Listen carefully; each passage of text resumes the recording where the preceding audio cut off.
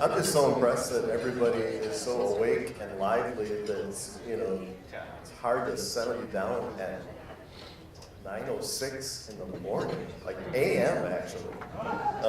So good morning again and welcome.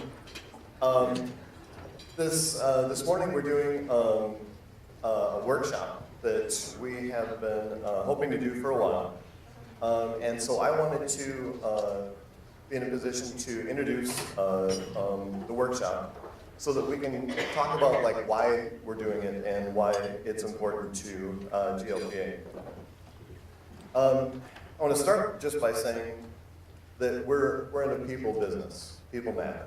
And you know the old saying that if a tree falls in the woods and there's nobody there to hear it, did it make a sound?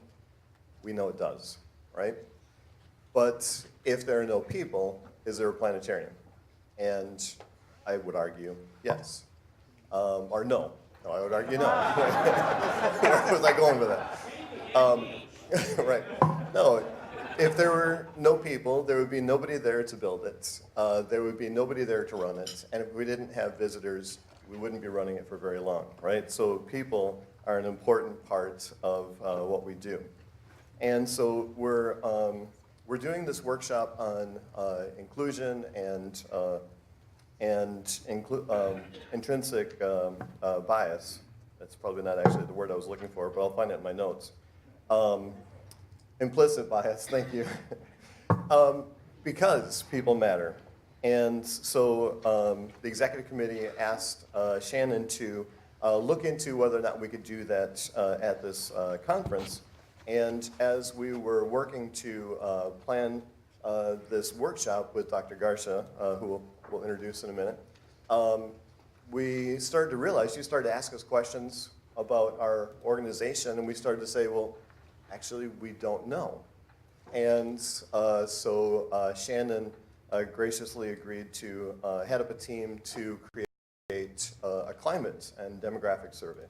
And many of you did participate in that, and I thank you for that. But I want to give you a little background on why we're doing this. For one thing, we wanted to raise awareness for other people's experiences and feelings related to our professional work and our workplace climate. We wanted to start the conversation and the professional development that will hopefully help us to grow to be more inclusive, individually and as an organization. The survey measures our need for this growth in inclusionary practices and the need for learning about our implicit biases. And we want to create a climate in which we can increase diversity in the field. And I know many of you probably read, if not participated in a discussion on Domel that was actually kind of centered around why diversity matters.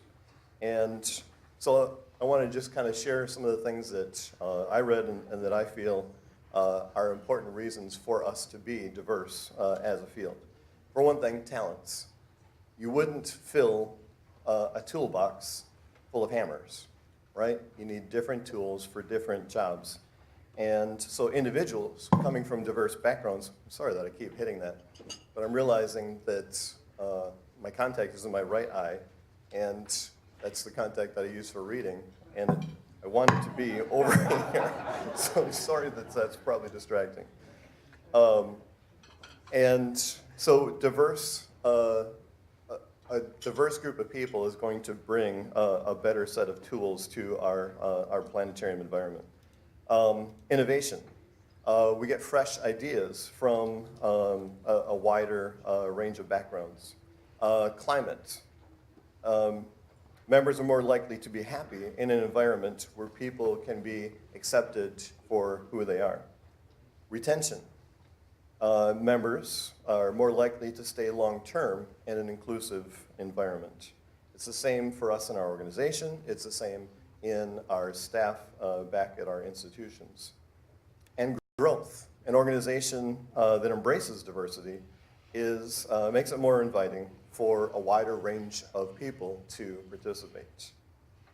Now, the survey is important because it gives us a snapshot of the climate of our organization and the wider planetarium profession. Shannon is going to share a portion of the survey results. Shannon and Keith Davis and Danny LeBlanc were the ones that really headed up that survey and did the work. So Shannon, come on up and share some of those results with us. Thank you. Thank you, Jeff. I do not have contacts, though. Hopefully I won't hit it so much. I don't see it. Yes, right. All right. So we're just going to do a summary of the results, and I'm going to take this out and walk. This is just a few of the key things that we found when we went through the data that came into from the survey. There's going to be a fuller, more comprehensive summary of the results from that we're going to try to figure out a way to post it somehow so people can have access to it, so other planetarium organizations can have access to it as well, so that we can hopefully have these conversations more often. Also, thanks to Keith and Danny for helping. Danny LeBlanc at the Museum of Science in Boston also got her evaluation team involved to look over the survey and help us write this. And Dr. Garsha also helped us out with this as well. So this is just a quick summary. I'm just going to really go through what the results are, not really try to analyze what it means. And I would really kind of encourage people to not look at this and immediately jump to conclusions of what this means, but just kind of take it in for now. But the first thing that I want to start off with were the demographics. We had 101 total respondents by the time I went through the data.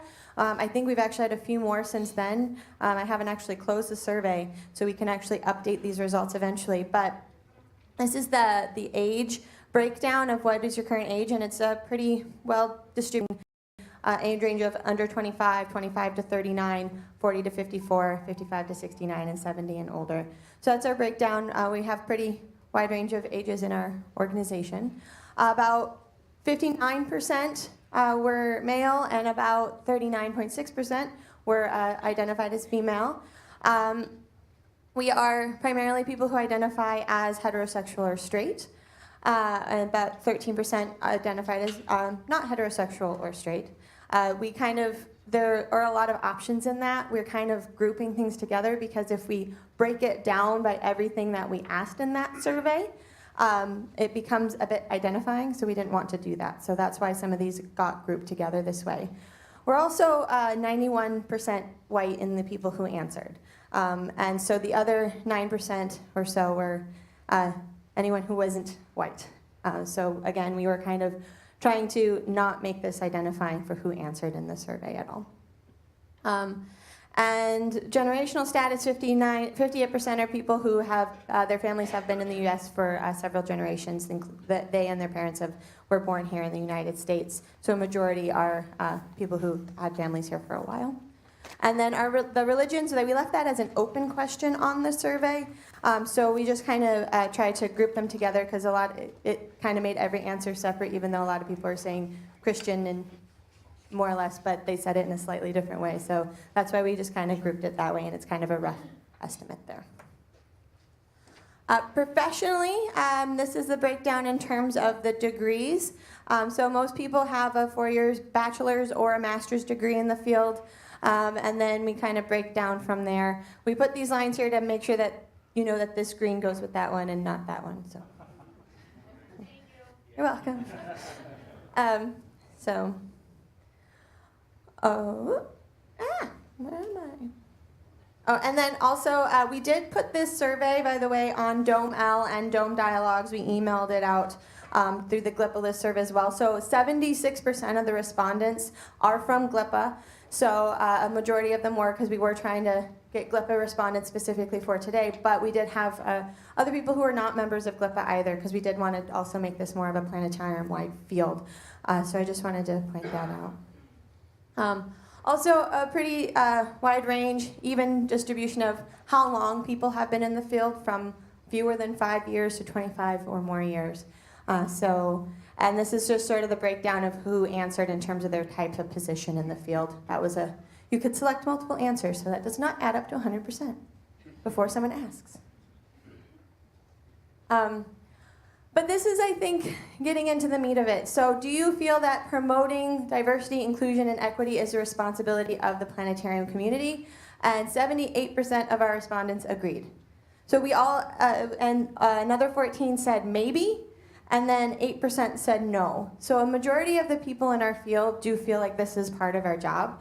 So this is a part of the reason why we wanted to do this and have this conversation and get this going, is so that we can have conversations on how do we do this and how do we continue to do this within our field. Now this is getting into sort of the climate pieces, how people answered, how they feel about their role and how they feel about the field in general. And so this, again, we're not going through every single question we answer. We felt that would be a little bit of information overload this morning. But we wanted to bring out some key things. So one, I have considered leaving the planetarium field because I have felt isolated or unwelcome. Most people haven't, but we do have a significant number. This is about 10 people, 10% of the respondents have considered leaving our field because they haven't felt welcome. They have felt isolated. So this is another thing to consider, like how can we make sure that everyone who comes to GLPA or comes to our organization feels welcome and here. And also, yeah. Mm-hmm. When I hear that question, I wonder, are we saying welcome by our community or welcome in our profession, in like maybe their workplace? That is a good point. And so this data doesn't really break that down. So the question, is it welcome within the field or within your workplace? And that doesn't necessarily come out. We did couch this as a planetarium field, and it was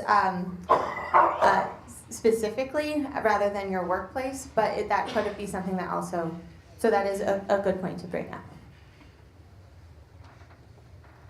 up.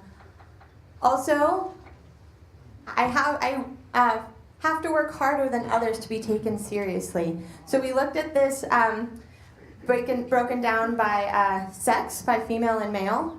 We did not, by the way, do any look at this by race at all, because again, we didn't want anything to be identifying with the demographics we had. Same with anyone who is your sexual orientation or gender identity as well. We did not do that. But if you look here by male or female, you can see that males generally more strongly disagree than females, or females tend to fall in one of two camps a little bit more.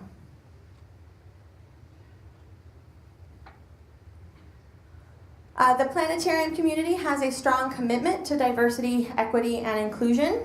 So this is the full sample in red on the left. We looked at this by generation, basically, and so if you look at 39 and younger, there is a skew towards disagree. Whereas if you look at people who are 55 and older, there's a skew towards agree that we do. And so one thing to just point out here is that there is a question of what does diversity, equity, and inclusion mean? How does one define that? There is probably a different definition for every person in this room, so keep that in mind. But there is a generational difference that we can see. We did look also between 40 and 54, but it looked very similar to the same full sample. It was sort of like right in the middle there, just to point that out. So we do see some generational differences as well when it comes into this, so this is one thing to consider. Definitions are different, so try to keep an open mind. Have you personally experienced discriminatory events within the planetarium community because of your race, sexual orientation, or gender identity and expression? For the most part, people haven't, but there are still several people who have. And so that's something to consider, again, about trying to make sure that everyone is welcome and feels welcome and included here. Similar with veteran status, marital status, and national origin. I will note that the respondents here on marital status, all women who did experience something. So only women ever said that they have experienced discrimination due to marital status.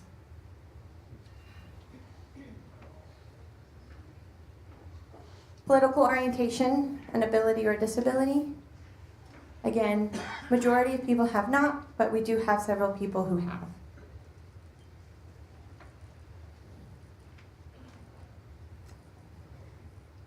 religion, height or weight, social class.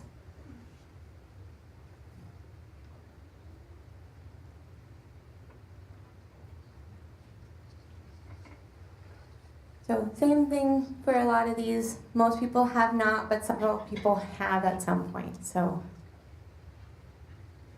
and have you personally experienced discriminatory events within the planetarium community because of your sex?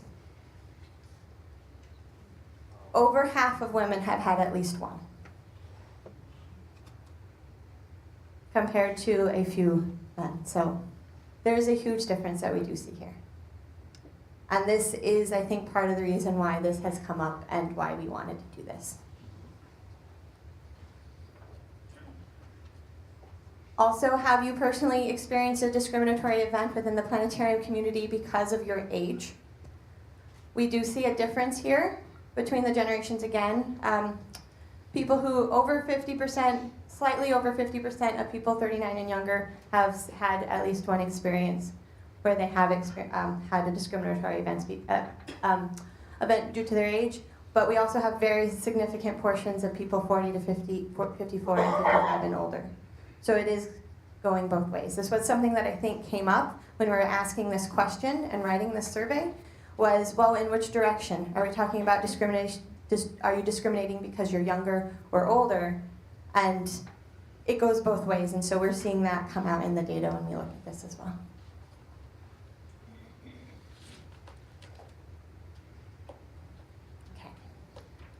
And now this is another question that we had on the survey related to audience demographics because, as Jeff said, we are in the people business. We are trying to educate folks.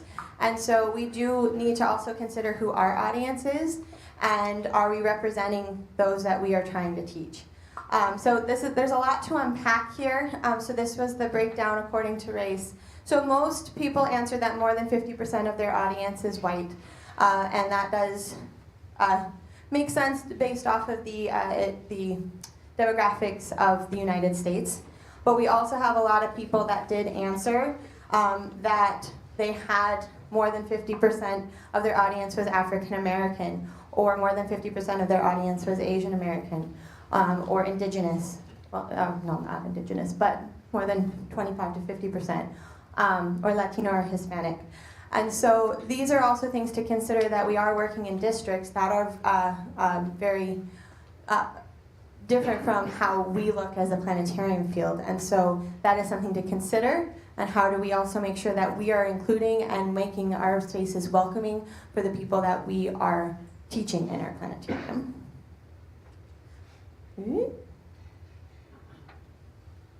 And then this is also socioeconomic status. So I'll just leave those up there. I think we're still trying to figure out how best to really present this data because it's not as intuitive as the other ones. But so this is just a summary of some of the things we wanted to bring up that were really big and we thought would be good to share today. There's a much larger summary in PowerPoint form with a lot more notes in it as well that we're figuring out how best to share that. We'll post that once we have figured that out so that people can use this if you need to. We want to double check some things and make sure that nothing is identifiable and that nobody can be picked out from this data in any way. So it is anonymous. So we're working on that, but I wanted to share that. So back to Jeff. So please join me and help to show our appreciation for the work that Shannon and Keith have done.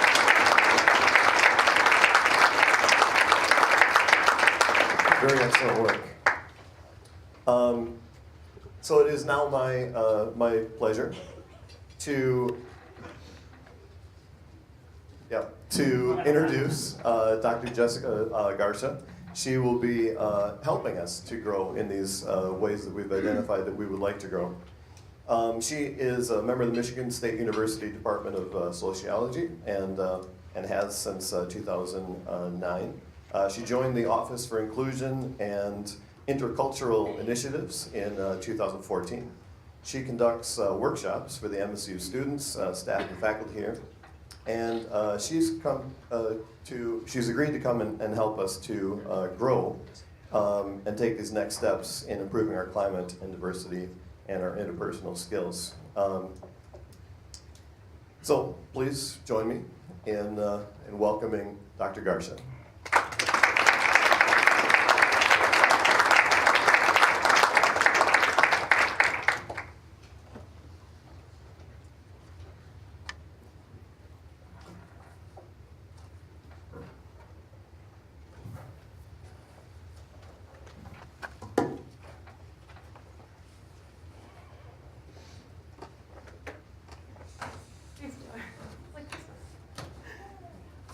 For your birthday. Good morning. Good morning. Thank you so much for having me today. I've really enjoyed working with Shannon and Jeff over the summer and into fall semester. I have no actual formal training in astronomy or anything related to outer space, but I think most of us have a special place in our heart with all of those issues. So thank you for bringing that to the world, and thank you for letting me come in today. I think Shannon did a really good job of outlining just some basics to think about. Obviously, it's important to remember that the data we have is just the folks who participated, so that we don't know what's out there in terms of who didn't participate. But I think it does give you a good sense of, at the very least, people who are here today, and also those folks who are interested in it. I think there's some self-selection that goes on in these. And it's clear that there's a sizable chunk of your community that cares about these issues and wants to have these conversations. What we're going to do today, you're getting handouts. There's a lot more information in those handouts than we're going to get to. But I wanted you to have it to take it home with you. Because you're visiting Michigan State, which I welcome you to our campus. It's much prettier on sunny days, but hopefully the sun comes out. You'll at least have this to take back with you. So what we're going to cover today is however far we get based on your level of interest and the questions that you have or where you want to dive deeper. And the big thing that we're going to start with is comparing diversity and inclusion. I think that Jeff did a really good job already outlining for folks what he thinks diversity adds up to. Just as a reminder, your association actually has its own statement, which we really encourage folks to do. Have a statement out there for your members, but also for folks who are interested in joining your community. How do you feel about these issues, and where do you stand? What are those things that you're committed to doing and to doing better? So throughout the, this is not.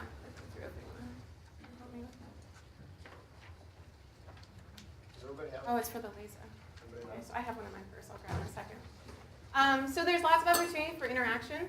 And I always have this. I teach undergraduates as well as doing all these trainings. And I have the same participation guidelines everywhere I go. In a nutshell, I'm not going to ask you to share anything that you don't want to share. I would never put anyone on the spot like that. To the extent that you are willing to share, either at your tables or with a larger group, know that everybody benefits from that. Hearing other people's perspectives is invaluable and much more persuasive than anything I could share for you coming in as an outsider. We want to make sure we're giving folks our full attention. Stepping up and stepping back is just a good rule of thumb. You want to make sure that no one person is dominating the conversation. There's room for other folks. There's going to be disagreements that happens. Hopefully it happens in a respectful way. And we hear each other, assuming that folks are here with the best of intentions and really trying to grapple with this stuff. I can't guarantee that anything you share in here is not going to be shared outside of this space, but I ask you to honor each other's confidences if someone provides some personal information. The thing about diversity and inclusion is it's never done, so you have to kind of expect and also accept not just the discomfort, but also the non-closure. We're certainly not going to accomplish everything in the time we have together today.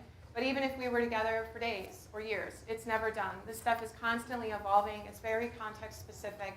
And so even people like myself who do this every day, we're always learning. We're always growing. And depending on what's happening on your campus, what's happening in your community, what's happening in the national context or international context, all of this stuff changes. And so if you're somebody who likes to think very black and white and have like some clear guidelines and concrete, like just tell me the things to say or not to say, we can't really do that. There are certainly wrong things to do that we're going to try to avoid, but there's so many other ways of entering this, and it's never done. And so hopefully you'll join me in kind of embracing the gray areas of this work, because that's really what you need to come to expect. And then the last thing you always want to make sure, or at least I always try to make sure, that there's room for people to make mistakes. If you can't ask the question here, if you can't say something here that may not come out as tactfully as you would hope, where else are you going to do it? This is the space to have that opportunity. And if folks feel like they can't do that, then usually what happens is that the growing and the learning stops because they feel like they can't. There's not a safe place for them to enter, or they're afraid to say or do the wrong thing, and so then they just give up. And we certainly don't want that to happen. So hopefully this is a room where you can embrace that. Okay, so moving into, now I'm stuck. I don't know what happened. It's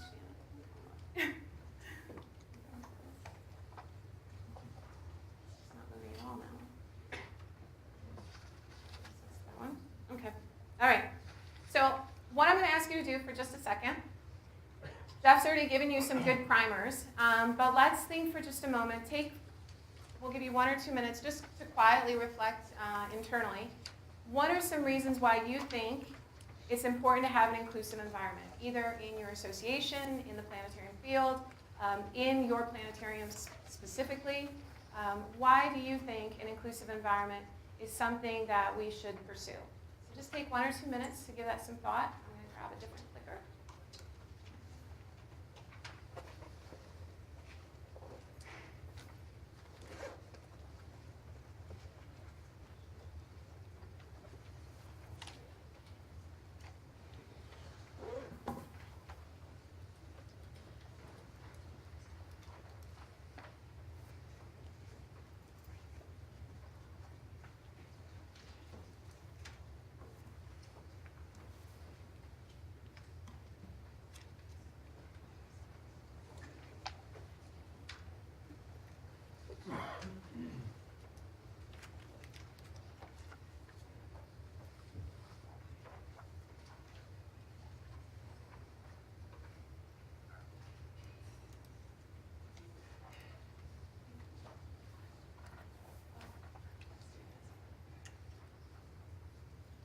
Okay, we'll give you just a few more seconds to finish your thoughts.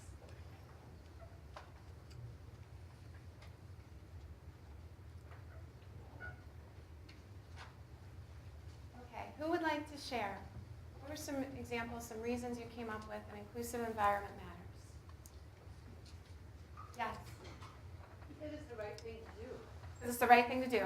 Okay, thank you. What else? Yes? Use scientific knowledge. If you're not valuing the contributions of everybody, then the science is skewed. For example, I used to teach a lot of young women who would go around saying things like, I'm subnormal. And the reason they would say I'm subnormal is because their body temperature was not 98.6. And it got me thinking, 98.6 is such a fallacy. In the first place, it's way too precise, even not counting the gender difference. It's way too precise a number for something as diverse as body temperature. And secondly, women normally have a body temperature half the time that's below even 97, and maybe in the other half might get a little bit above 98, and a woman's temperature is never 98.6 unless she's sick or pregnant. So you learn something new every day. Going around saying that normal is 98.6, I had all of these young women going around thinking they're subnormal, so it's damaging to them. But it's also giving a very skewed and misinterpretation of what if you say 98.6 and nothing else, the room, even the most elite scientists will say body temperature. Sure. Yeah. So 2 things pointed out there for folks on the other side. Number 1, we're not all 98.6. But what I really appreciate is that the data is inaccurate. You're missing important pieces. In any conversation, if you've got different perspectives or experiences and only some of them are being included, then you don't have the whole picture. But the other thing is that without the whole picture, it can lead some folks to feel deviant or dysfunctional because their experience doesn't map onto whatever they're being told is normal. Thank you. That's great, yep. I think being inclusive promotes more innovation. Promotes innovation, okay, thank you. Yeah, what else? Yes, I mean, we have had people leave our profession because they haven't felt included. So Sure, we are yeah. losing perspective already. right, so inclusion is going to build retention, and it will add to the variety of perspectives. Yeah, go ahead. Yeah. So with Maslow's hierarchy of needs, Yes. which is psychological research, if your psychological needs have not been met, then you can't be self-actualization, and so you can't learn in an environment where you don't feel Right. safe. Sure. Yep, so if your psychological needs are not being met, then that's going to impact your cognitive functioning. Yeah, absolutely. We work with visitors all the time, and if we're not enabling them to see themselves in our field, how are we going to get more people? I may be a great example for young girls, but young blonde white girls in my community has a strong African American presence. I'm not enabling them necessarily to fully see themselves in Sure. our field. Sure. And I would love to get more people that would make them feel like they could come into the field. Absolutely. So it's about modeling and recruitment. Right? If you're representing only one piece of the picture, and then you've got new folks who are considering entering the field, whether they're very young or even in college, are there people there who look like me? Is this a space where I would be welcome? Yeah, absolutely. Yeah. Looking at things from many different perspectives can give you a better, a more well-rounded picture. Yes. Yeah. Better, more perspectives, more well-rounded picture. Absolutely. There's one other hand over there. Okay. Yeah. Go ahead. Including the staff, no matter what their level, allows them to have ownership. Sure, yeah. So including all folks, regardless of their level, gives everyone some ownership, some stake in the game, right? A sense of investment, absolutely. All of those work, that's absolutely right. And thank you very much. I'm excited that there are so many folks on board with this already. You're already thinking ahead. I'm going to show you an image, and I'm going to ask you to think about what it is that you see in this picture. And there are many answers.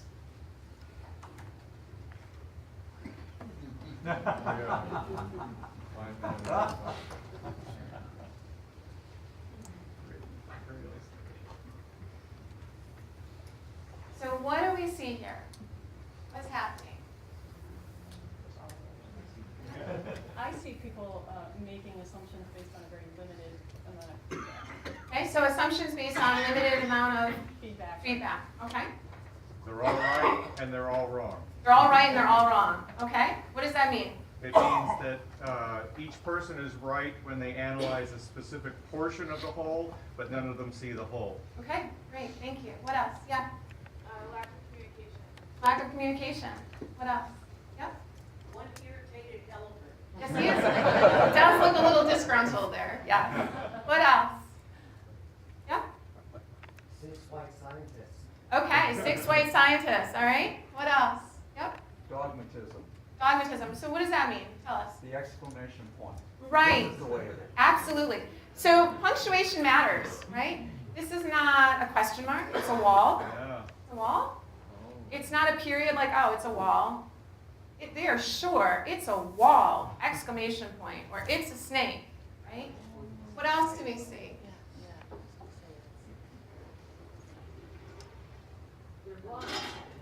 They're blindfolded, yeah, absolutely. So even their senses are limited, their own personal senses are limited. The only person not in a lab coat is the woman. Okay, yep, Good. yep. Good. So either she's got a little extra flair or she's not the scientist. Mm-hmm. Yes. It's about perspective. So what does that mean? What is their perspective is their truth. Sure. Yeah. Anything else? Yeah. It looks like a stethoscope in the one guy's pocket. I'm thinking perhaps different professions looking at one object. Sure. So the only one stethoscope that we can see, so maybe it's different levels of analysis. So you've got like a medical version versus some other sciences. Yeah? Anything else? Are there any folks in the room who are afraid of snakes? Yeah. Any of us? Okay. So for those of us who are not fans of snakes, this experience on the bottom might be a little traumatic. right?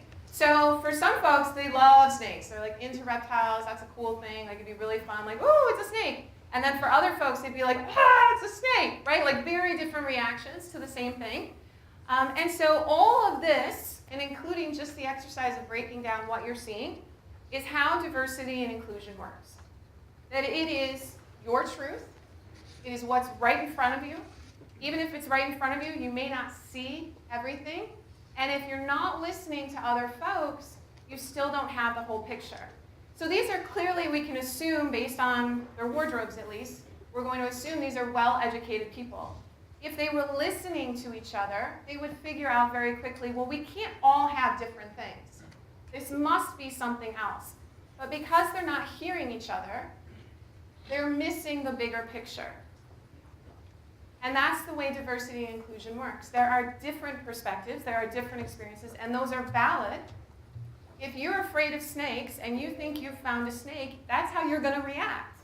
You have found that snake. That is a real truth, regardless of anything else. On top of that, the experiences around diversity and inclusion feel different to different people. For some folks, they've never had any experience with diversity, so this is all new and uncomfortable. For other folks, their experiences in diversity have been very painful, traumatic. They've not been received warmly. They have not been welcomed in that space. And every time they enter into that space, they're on alert. So one of the things that we talk about in terms of the consequences of bias is what it does to the person. So to go back to what happens if your psychological needs are not met. For people who are consistently experiencing on a daily basis macro and microaggressions, their amygdala is always firing. They are always in fight or flight mode. And what that means is that the cortisol, that stress hormone, is always pumping through their blood all the time. And by the end of the day, when they go to bed, their cortisol levels are higher than other folks. And then when they go to bed at night, their sleep is disrupted. They don't get to sleep at the same time. They don't sleep as long. They don't get the same deep rest that you need to reset the cortisol. So when they wake up in the morning, their cortisol levels are already higher than other folks before their day has even started. And so what that means over the lifespan is a cumulative buildup of cortisol, increased hypertension, increased risks of heart disease and cardiovascular disease, obesity, all because of that cortisol. It's so significant, in fact, that if you were to measure someone's rates as someone in their middle age, you can actually assess what was their experience with discrimination as teenagers, because that's the only explanation for how it would get that high by the time they're in their 40s and their 50s.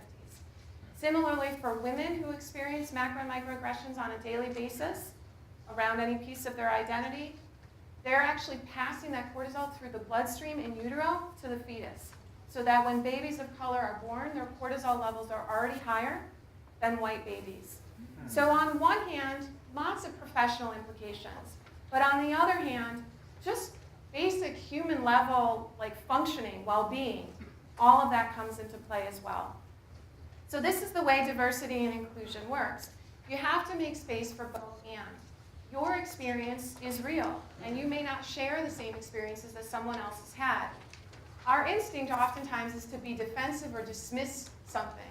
When someone brings it to our attention, well, this is how it's been for me, or this is how that felt, or this feels to me. And if it doesn't map on to how our experience is or how we're feeling, we want to dismiss it. It's not in line with our worldview or our perspective, and so we shut it down. And that's where the inclusion stops. Or if you've got folks in spaces where you're not listening to them, you're not hearing them, they're not allowed to contribute or make suggestions or raise concerns. Ultimately, you lose those options, you lose those benefits, and folks are going to stop participating and sometimes will actually remove themselves from those communities altogether. So diversity works as both and. When I was talking to Shannon about how this would translate, what would be a way to put this into the language for folks in your community who maybe haven't thought about this before, but you've got a lot of expertise in other areas. What would be another way of thinking about this? And so we thought about the stars, and we thought about the hemispheres, and that diversity and inclusion functions in exactly the same way in that space as well. What you see above you in the sky is absolutely there. That's your truth. That's reality. But that is not the whole picture. And if you don't have the whole picture, if you don't open yourself up to the possibility that someone on the other side of the world has a different sky, then you don't really understand what you're doing. So you have to have space for your own truth. You also have to have space for other truths, other perspectives. And my favorite meme probably in the last month that's come up through this search is this one. Yes. If the earth was flat, cats would have pushed everything off of it by now, right? So we know, because we still have stuff on earth, the cats haven't pushed it all off, we know that there is more to the sky than what's directly above us. But if you're not open to the possibility that there's other stuff out there, that's all you see. That's all you know. You have the benefit of science and education and your expertise to explain to folks why the earth is not flat, why we see different stars in the sky, why they change with the seasons. It's very much the same thing as thinking about diversity and inclusion with people. And that each of us is our own little star. Okay. So benefits of an inclusive environment. You guys have already touched on most of them, so I'm not going to spend a lot of time here. For me, the big issues here are open lines of communication, trust, reliability, accountability, transparency. Can you ask questions? Can you make suggestions? Can you raise concerns? Can you ask for help? Or does that actually make you more vulnerable? If you admit that you need help, if you admit that you're overwhelmed or you don't understand something, you need additional resources, how is that interpreted based on your identity? If we have an inclusive environment, you guys have already touched on most of these. What are the benefits? What I want to go into here real quickly is the idea of capitalizing on talent and ideas and problem solving. There's going to be 2 examples I'm going to give you that are kind of like high profile in the news stories of diversity and inclusion gone wrong. So one is a Pepsi commercial that was on last year, and it involved Kendall Jenner. Does anybody remember this commercial? Yeah. Okay. Who can tell us what was the Kendall Jenner, what was that commercial, Pepsi's commercial? Lots of people said yes, now we have to describe it. Shannon? She gave a Pepsi to police officers in riot gear. What else do we remember? Anything else? What else can help us? Yeah? It totally solved the conflict by giving Pepsi. Sure, so the Pepsi resolved the conflict. Anything else we remember? Either about the commercial or how it was received. Protesters were those of minorities? The protesters were what? Those of minorities? There were several minorities in the audience. It's not really clear what they were protesting, but it came out, that commercial was released in the midst of several Black Lives Matter protests that had gotten national attention. And so, as we do, people connected dots that weren't explicitly there and started to assume, what would they be protesting? Yeah. Anything else we remember? Okay. So this is a couple screenshots of that commercial. There is a protest that's coming. It's not clear what folks are protesting, but you can see there's a peace sign there. And the way the scene is set, there is a group of folks marching down the street with signs towards a line of police officers, some of whom, though not all, are in riot gear. So you can see this guy right here. But some of them are not, and that still bothers me. Like Pepsi couldn't just put the extra $2,000 in for uniforms, I'm not sure.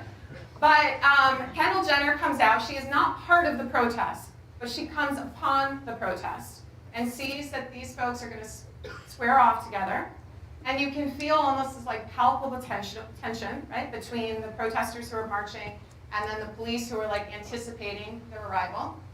And she approaches one of the officers with a Pepsi, and he opens it and he drinks from it, and then he smiles, and now is figuratively broken the ice. And now everybody's cheering, and so she gets lots of high fives and thumbs up from the protesters, thank goodness for Kendall Jenner and her Pepsi. So here's the deal. What happened with this commercial was not well received. But it didn't happen in a vacuum. For those of you who remember, several decades ago, Coca-Cola had a commercial. Similar political climate in terms of very polarized political views. And Coca-Cola at that time was not the leading soft drink. Pepsi was at that point. And they released a commercial where there were a group of diverse folks on top of a hill. And they started drinking Coke, and now they're singing and they're happy, and it's like we have found peace because this is the one thing we all share in common, right? Despite all of our differences, we all love Coke, and that's what we can rally around. That commercial was so successful, it buoyed Coke way ahead of Pepsi, made them the #1 soft drink for many years after that. If you watch those TV shows every year, they have like the best commercials ever. That Coca-Cola commercial is still in the top 10 all these years later. So it didn't happen in a vacuum that Pepsi decided this is our moment. We find ourselves again in a political climate that's deeply polarized. We can use this just as Coca-Cola did for the next generation. The problem is that it was tone deaf. It significantly minimized not just the risk, but the violence and the brutality that the Black Lives Matter protests are protesting. Right? That this is not just a difference of political views. These are lives on the ground. These are lives every day that are impacted by the risk of being on the ground. And so to suggest that a Pepsi is going to absolve this is very insulting. It's offensive. But this is an expensive commercial. Think about all the people that would have had to sign off on this commercial. This is a multi-million-dollar ad. They didn't bring in just any beautiful woman who's going to give out a Pepsi. They brought in a Kardashian. These women do not just show up for free. So there are people at the highest level of the Pepsi company saying this is going to work. And nobody stopped. Nobody saw where this was going. Within 24 hours after that ad was released, they had to pull it. And then they had to issue many formal apologies for the PR disaster they created all by themselves. Did not need to happen. And they went there because they didn't have diversity, or they had diversity and they didn't have inclusion in the room with folks who were making these decisions. I'm going to give you one more example to help you see how this works. H&M fashion catalog. Anybody remember what happened to them just a few months ago? Oh, we got an oh man, so maybe? Is it ringing any bells? Who remembers anything? I've got the image if we don't have anybody who can fill it in. Yeah, go ahead. Wasn't it a little boy wearing something that was not that great and Yeah. picked out for him? Yes. Yeah, you are on the right track. There's a monkey involved, yeah. What else? Oh, so now we have some drones. So you maybe, even if you don't know, you can guess where this is going. Does anybody else want to fill in the blanks? Okay. So here's another one. So H&M fashion catalog, they're an international company. They're based out of the UK. Oh, yeah, see, all the groans. See, if they had just brought it to the Planetarium Association, they would have avoided this whole mess. So when you go online to buy clothes, you can click different icons and see, like, well, I want to see what it looks like in red or in black, and it pops up with a different image, sometimes also with a different model.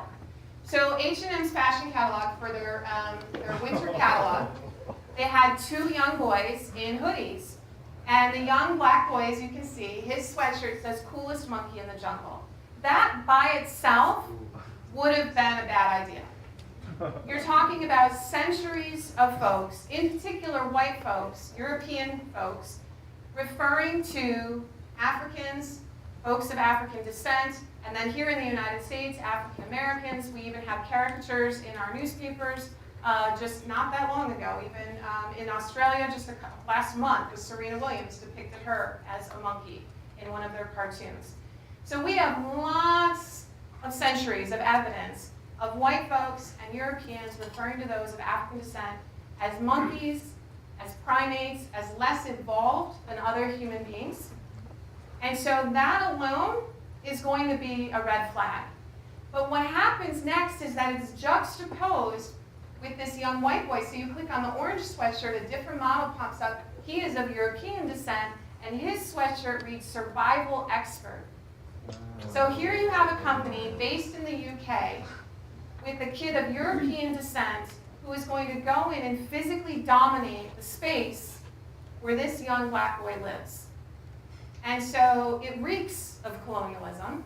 And Twitter had a lot to say about it. There's a lot to say about a lot of things. Oh boy. There were several celebrities who immediately pulled their sponsorships from H&M. H&M said, no, we didn't mean for this. That's not what we meant to happen. And those celebrities said, that's fine.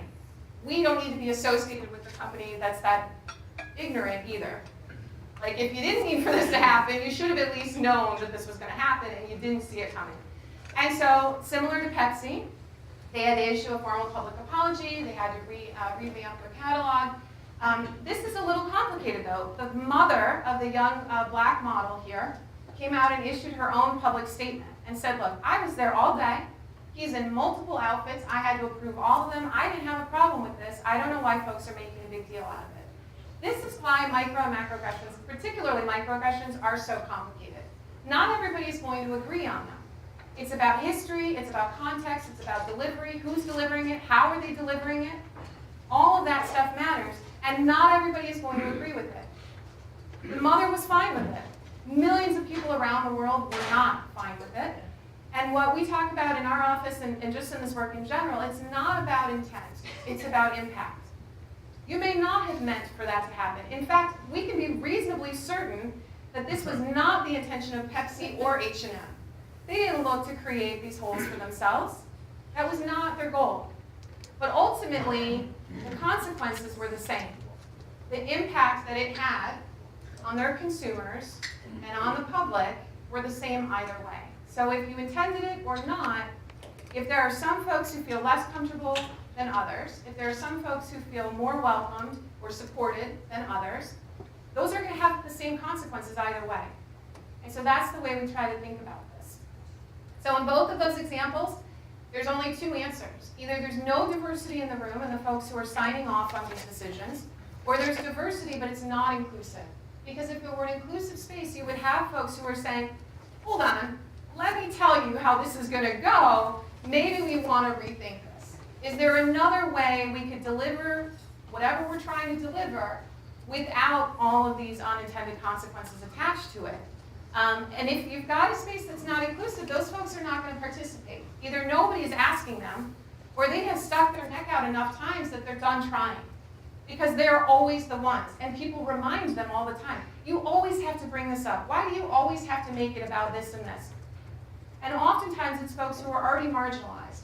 So they're going to stop making themselves more vulnerable and just put their head down and get their work done. And then you lose the ability to collaborate or to seize those opportunities where all of those different perspectives could really benefit everyone in the room or in the space. Does that make sense to you folks? Okay, all right. So then there's just additional data for you here about how companies in general, regardless of industry, all benefit from having diversity and inclusion in those spaces where folks are making decisions or they're in positions of power. That's important. Who's making the hiring decisions? Who's the narrator on your programs? What are the different cultures that you're reflecting? All of that stuff sends signals, either intentionally or unintentionally, to your staff and also to your constituents. And so the other thing to think about here is that we are moving rapidly towards a more diverse environment. So the percentage of folks who identify as LGBT is increasing every year. Those folks of color, millennials, if you're talking about not just millennials, but now at this point, Gen Z, so anyone who's under age 18, that's over half of those kids are not white. At the same time that that's happening, all of the baby boomers are retiring. So what I try to help folks understand is that this is coming, this wave is coming one way or the other. And so you can find ways to embrace that and do it in a way that is successful, or you can get uncomfortable about it and it will just make it difficult and still prolong the inevitable. It's happening one way or the other. And so diversity is just as much about the well-being of individuals as it is a business plan. You've got to be prepared for the long game. And if you're not thinking about it, there will be consequences. Okay, so in your handouts, I've got a little purple circle for you here. This is just meant to represent any one person, and the idea is that we have multiple identities happening at the same time. We have many more identities than just these, but these are the ones that we have a tendency to compartmentalize folks into.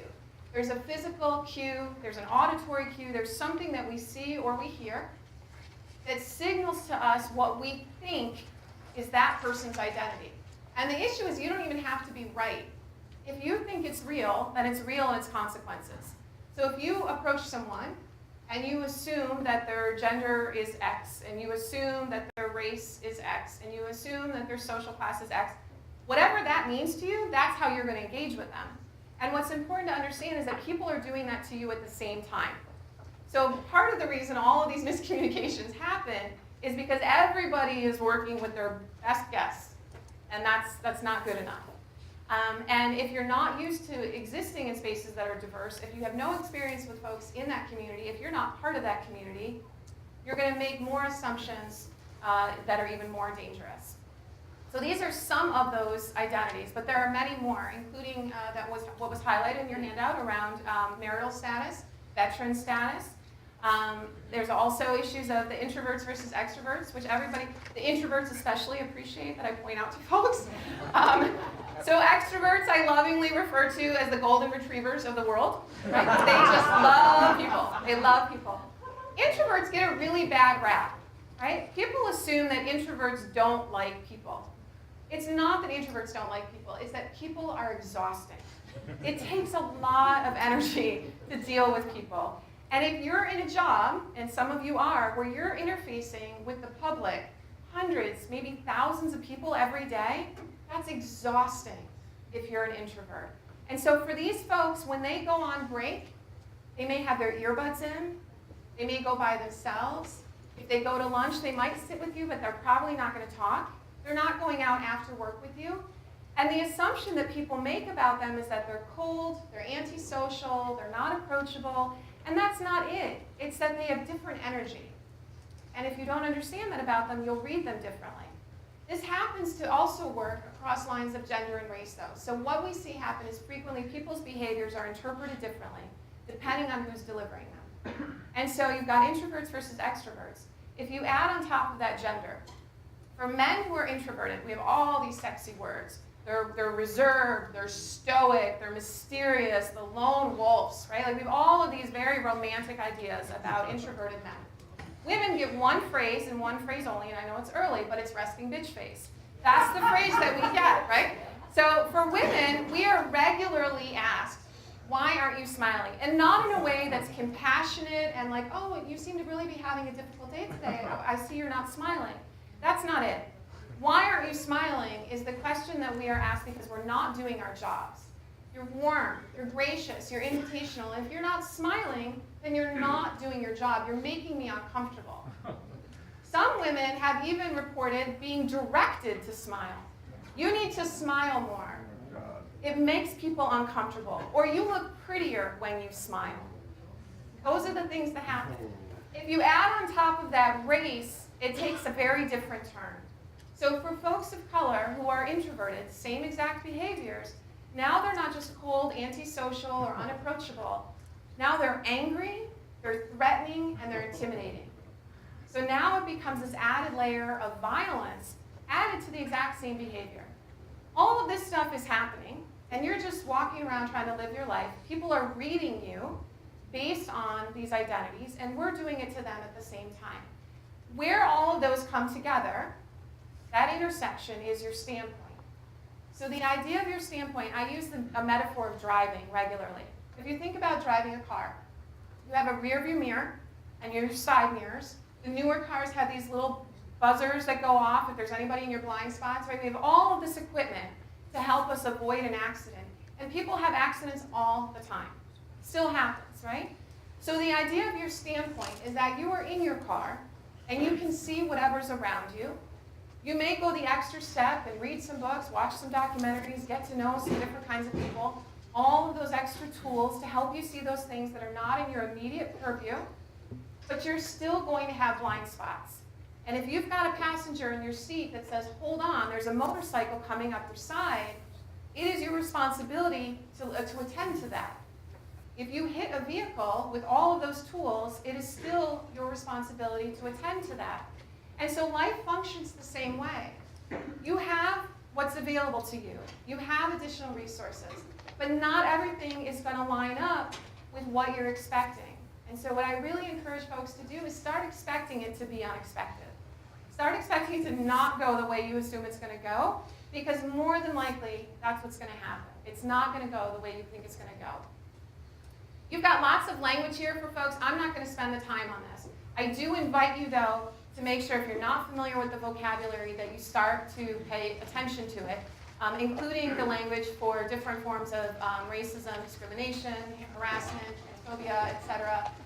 I want to move in, though, to bias so that we can use the time that we've got together as efficiently as possible.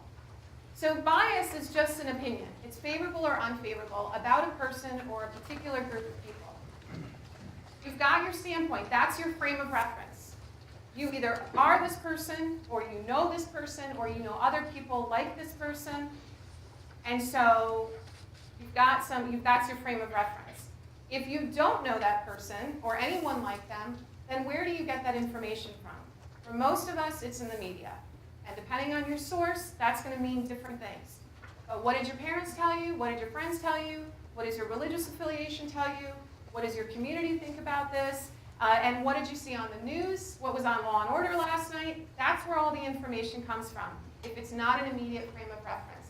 The thing about bias that's really important for folks to know, it's universal. We all do this, including me. We all have bias. And so we typically respond defensively. If somebody brings something to us and says, you know, when you said or did this, it was hurtful, it was harmful, it was inappropriate. The ego is very fragile. And so our instinct is to protect that at all costs. And so we react defensively. And we say, well, I didn't mean it that way. Or you're overreacting, you're taking it too sensitively. Or it was a joke. All the ways we can deflect, right? And put it back on the person who had the feelings, as opposed to taking responsibility and ownership for whatever we have said and done in that moment. I really try to encourage people, if somebody brings you that information, lean into it. They brought it to you because they think that you care. They brought it to you because they think you want to do better. If somebody brings that to you, thank them and ask how you can do better. And then commit to doing better. That's the next step. But part of this is just accepting that this is universal. Just forgive yourself immediately that you're going to do this all the time. I still do this, even though I teach it every single day. I find myself, oh my gosh, wow, there it is. Yep, still there. Still need to work on that, right? It doesn't go away. So if you can be comfortable with that, then the self-awareness is not so threatening. So it's everywhere. We have a tendency to favor our own groups. And group can be anything. There's a disproportionate number of people who are married who share the same name or the same first initial, or they share the same birth date. Why? Because it's an amazing icebreaker. Like, oh my gosh, we're the same birthday, or you're the same birthday as somebody in my family or something, right? It just starts a conversation that you wouldn't have otherwise had. And so groups can be very insignificant. They can also be very significant in terms of core pieces of your identity. Why does this happen? We already talked about the amygdala, that fight or flight, all the way back to prehistoric times. You had one job to do with your little lizard brain, and that was to survive, right? That was it. That was your job. So you had to accurately identify the approach of a predator before it got to you. If you were wrong, or you took too long, that's the end of your gene pool. So the amygdala is still there. It still does the exact same thing. The difference is we have this big, beautiful brain now that's capable of lots of critical thinking. You can ask questions. Most of us do not exist in a world where every encounter is the potential between life and death. There are a handful of professions that live in that world. The rest of us do not.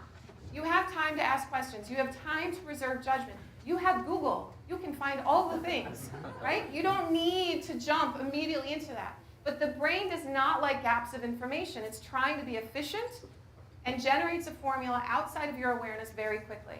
Within a split second, you have already decided what you can anticipate. What can I expect from someone who looks like this, who's coming into my planetarium, who's coming in for a job interview, who's in a parking lot, and it's just the two of us? Your brain is already running that formula outside of your awareness. And so you've got the amygdala, and then you've also got those mental shortcuts, filling in those gaps of information. And the less you know, the more gaps of information, the harder your brain is going to work, and the more mistakes you're going to make in the long run. If you were to go to Google, because Google is there, we'll see if this works in terms of technology.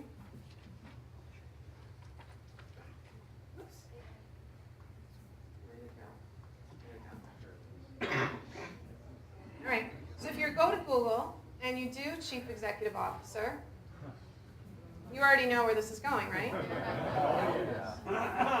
Probably don't even need to open it, but for the non-believers, there you go. We're still going. Still going. Still going.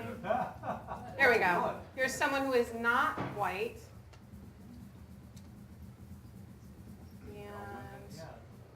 And I'm not sure where the women are. Oh, way higher up. We passed one up? Okay. We passed one. Okay. So that's the idea, right?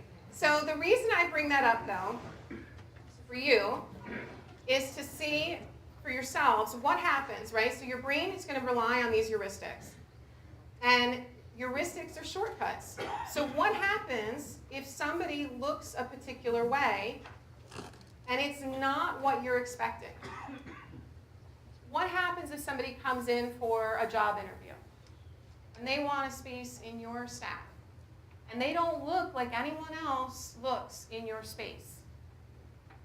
What happens if you've already hired this person and they need help? What happens if the productivity declines and their work starts to suffer?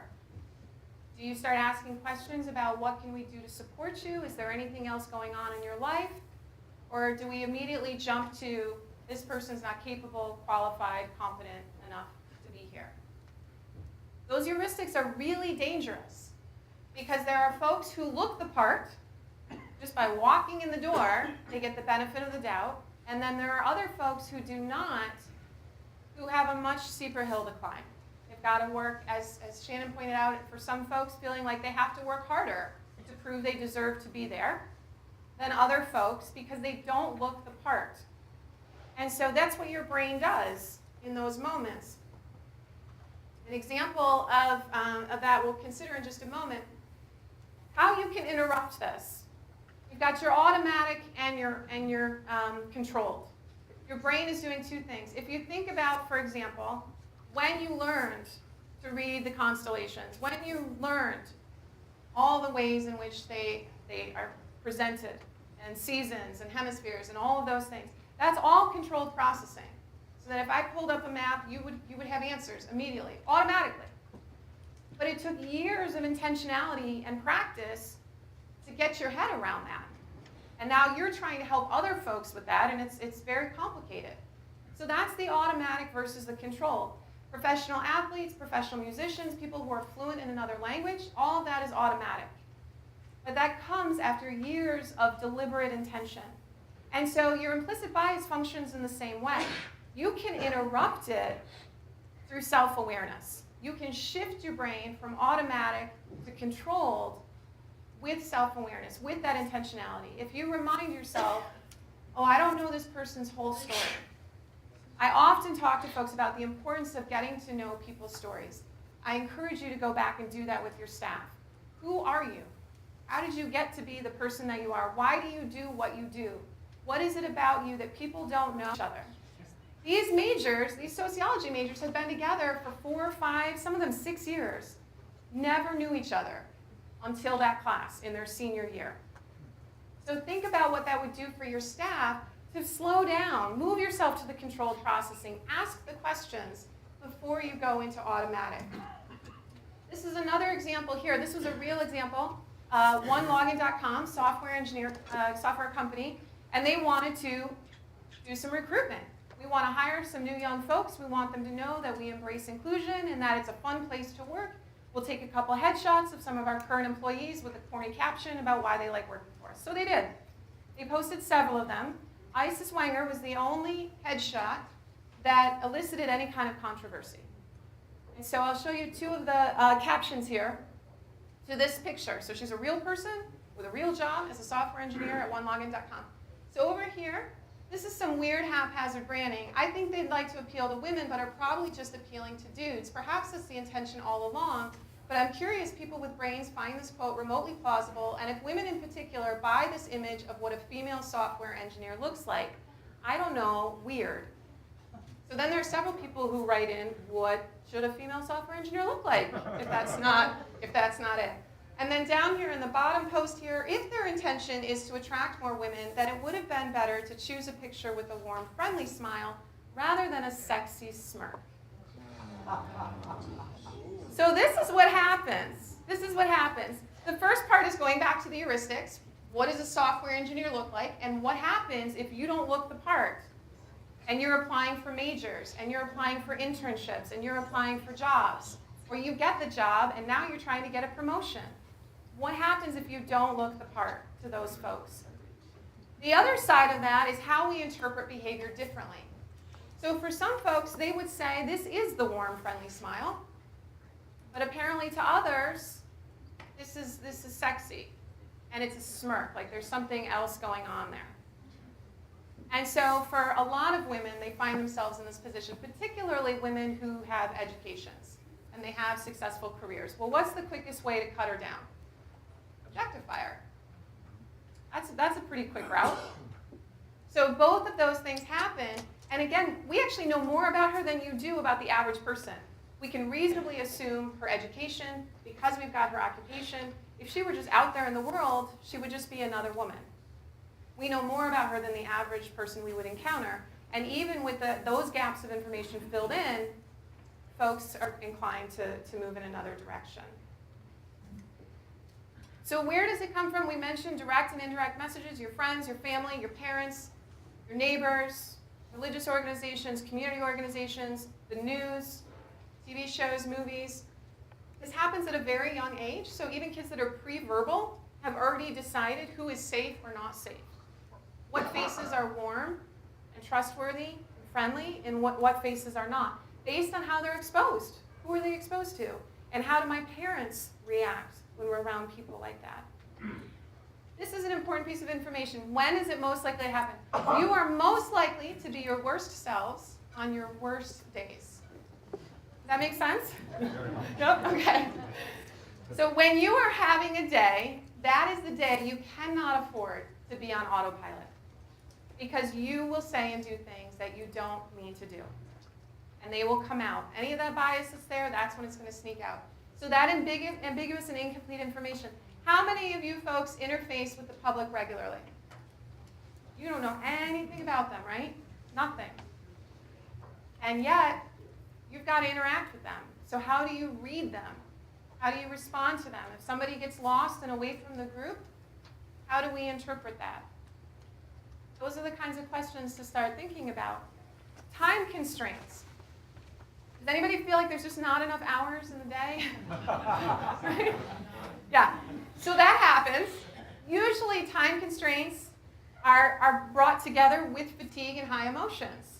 There's not enough hours in the day. Well, how are we going to fix that? We're going to stay up later. We're going to work later. We're going to get up earlier. And while we're sleeping, many of us have disrupted sleep. So I wake up frequently right at 3 o'clock. And it happens so frequently that now I'm just annoyed with it. Like, I can already guess what time it is. It's 3 o'clock in the morning. So that happens, and then you're up and you're like, I'm going to think about my day, or the things that happened yesterday, or the things I still need to do, all of that stuff. Then you finally go into work. You're exhausted before you've even started your day. So that fatigue kicks in. High emotions is elevated emotions in either direction. So either very positive or very negative emotions. Either way, if you're up in your head, like cloud space emotions, you're not seeing what matters. You're missing important cues because you're emotional. So it's flooding your judgment there.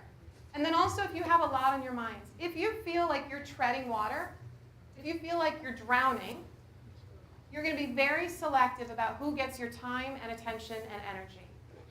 So take your immediate family and your best friends out of the picture, because obviously we all have very close relationships. But think about everybody else. If you go into work in the morning and you've got 30 minutes before your first meeting and you've got 100 emails in your inbox, who do you answer? All right, well, we'll make sure your boss is done, right? You're immediately in triage mode, so make sure all your boss's emails are responded to. Then who else do you have time for? Start paying attention to those patterns. We have an alumni here in the College of Social Science. She is the Vice President of Human Resources over at Coca-Cola. One of the changes that they made, which I think is fascinating, is that now whenever group emails are sent, the address line is alphabetized automatically. Because people could figure out who you were forgetting through your emails, because they were like the last person to be added, right? Oh, Julie. Oh, I always forget Julie, right? Sometimes Julie doesn't even get it. She gets like a follow-up email, like, here's the thread I forgot to copy you on, right? So those kinds of things, they're not intentional, but they send a clear signal about who's in the inner circle, who matters, and who doesn't. So those are the kinds of things to think about. If you have 5 minutes and somebody comes to your office, who gets the time?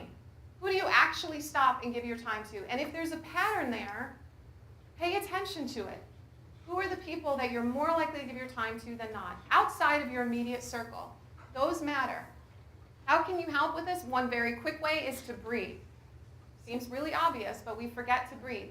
When babies are born, they automatically breathe diaphragmatically. Okay? So their lungs expand, and then they shrink. And then they expand, and then they shrink. And they're breathing for 5-6 seconds. Right? For adults, by the time you get to our age and older, we are under stress all the time. When you're under stress, you breathe shallow. You're not breathing normally, naturally. You're also not breathing deeply. So making sure that you're breathing in 5-6 seconds and then out always more than you breathe in. So breathing out 6, 7 seconds to get the stale air out of your lungs. That's an important piece of this. That will reduce your heart rate. It lowers your blood pressure. When I do this in trainings that people that have Fitbits, they actually watch their heart rates drop just by breathing. You can actually feel the whole room change. So we're going to do that in here real quickly, okay? So I'm going to count in for 5 and then out for 7. Okay, ready? In, 2, 3, 4, 5. Out, 2, 3, 4, 5, 6, 7. Can you feel how, you actually feel it. It's crazy to me how that happens. You can actually feel it. In those moments when you're having a day, don't forget to breathe. It will lower your heart rate. It will clear your thinking. So if you're in your head, all emotional, it will clear that. It'll also buy you time so that you won't have an automatic reaction. You will have a controlled response. Very different. So all of those things matter. I'm going to move you over to, we already talked about service and attention. I'm going to move you to an exercise. I need everybody to have a writing utensil. If you need one, ask a friend. Is there anyone that needs a writing utensil? Look at you all organized. There's a lot of pens at the conference. Shannon says there's no excuse if you have no, you shouldn't say that. She just said they were very generous with their pens. Okay, so what I'm going to do for you, and there's not a handout for this, but what I'm going to do for you, either write down or at least internally in your head, think about, I'm going to show you 10 pictures. These pictures rotate every 10 seconds. And you're going to think of the first 3 words that come to mind for each of these pictures.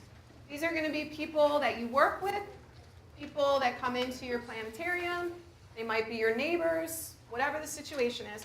You're going to write down the first 3 words that come to mind for each person. Is everyone ready? Okay.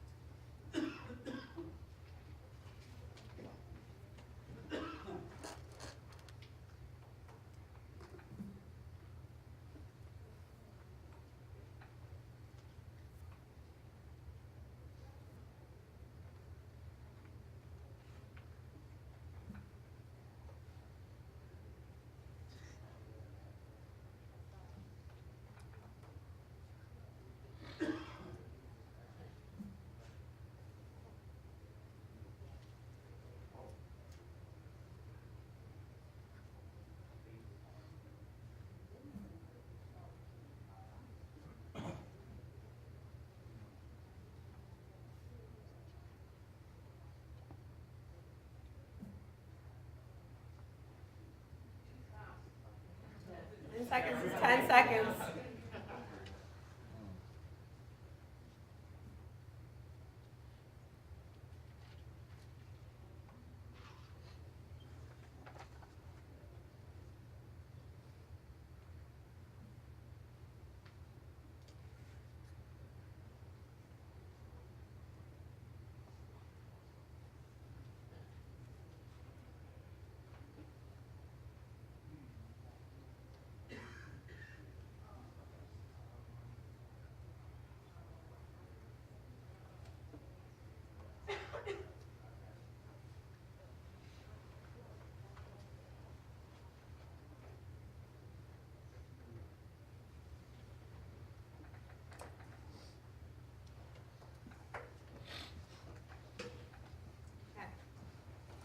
So, what I'm going to have you do at your tables, if you don't know each other, introduce yourself, always start there. But talk about what you came up with. What were the words that you came up with? Did you notice any patterns? Were there any surprises for you? You were surprised by one of your reactions? Did you have different interpretations of similar images? And then where did these come from? You had to come up with words, so where did they come from?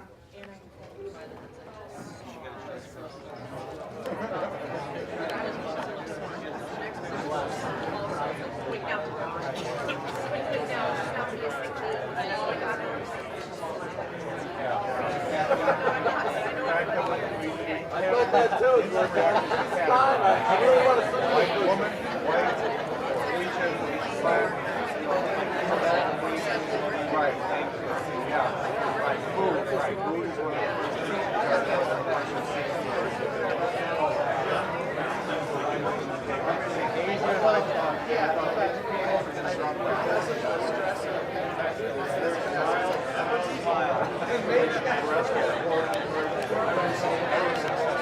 successful, exactly.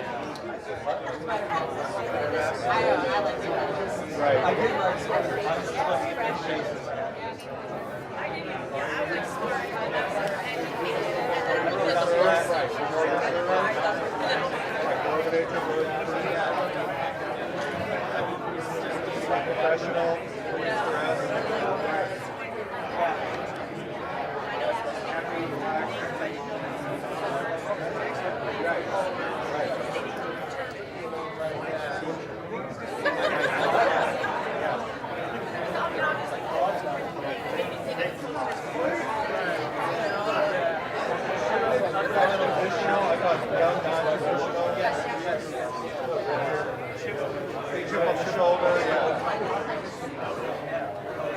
Likely to be a protester. Strong, resolute, hardworking. Yeah, hardworking. More likely blue collar,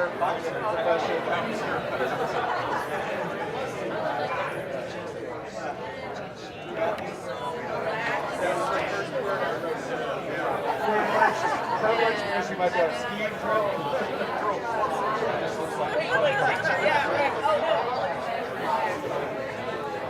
blonde, attractive. Yeah. The first thing I saw was kind of threatening almost. Yeah, attitude.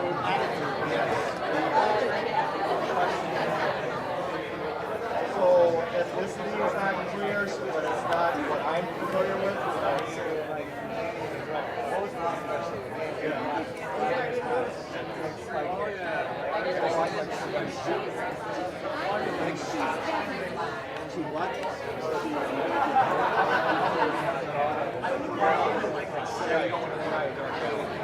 I just saw how they feel like I was wanting to make a statement.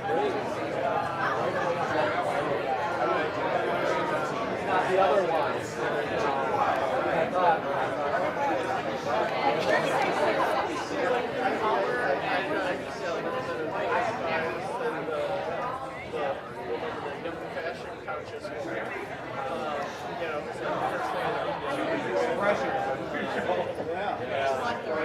He's not happy to be there.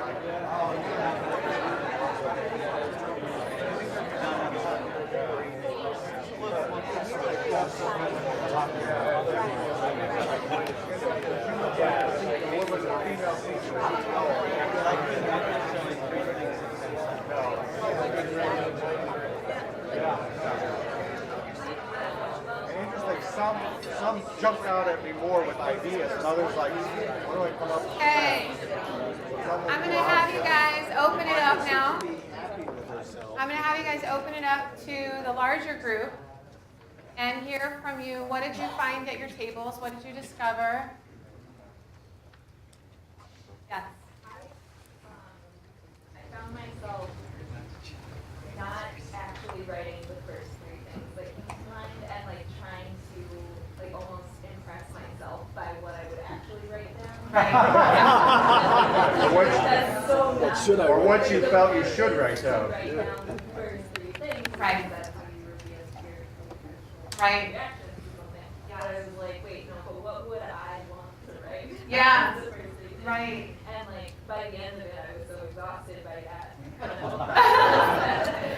Right. So in the social sciences, we call that cognitive dissonance. Yeah.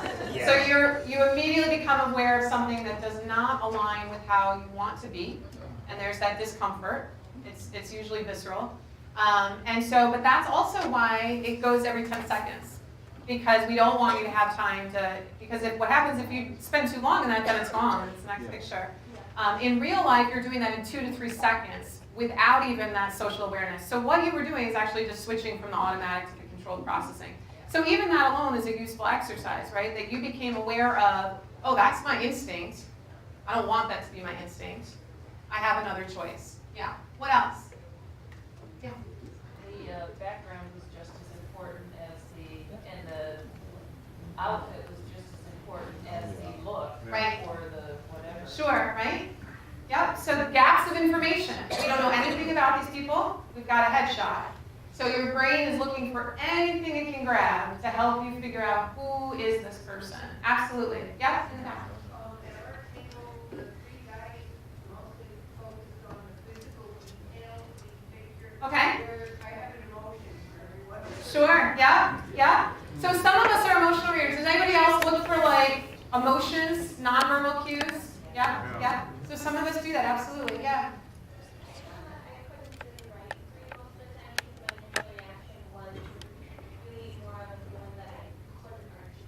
Okay. Sure, yeah. So thinking about it again, that's the controlled processing. You're trying to figure out, I have a feeling, how do I put that into words? Yeah, absolutely, yeah, come back. My ADHD brain was going like, oh, that's some nice buttons, you know? Nice buttons? Yeah. You're looking at, you were getting distracted by details? Yeah. Yeah, yeah. Does that happen with regular interface also? Yeah. So that's good to know. It's good to know, absolutely, about yourself. Yeah, all the way in the window. Yep.